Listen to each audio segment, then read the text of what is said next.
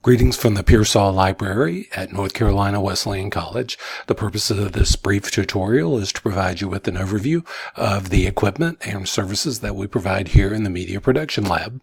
So you'll notice here on the main menu, you can click on Media Production Lab.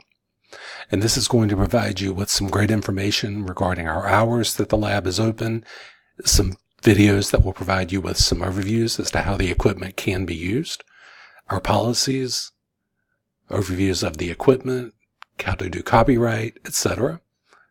And let's say you want to look at the types of equipment that we have. You click on Equipment, and you'll notice there are links here, as well as you can scroll through and see what the memory card camera looks like and how to use it, the 360-degree camera, and how to use it as well.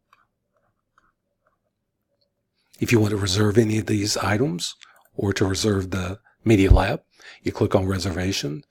And let's say you want to reserve the tripod. You simply click Tripod. And in just a second,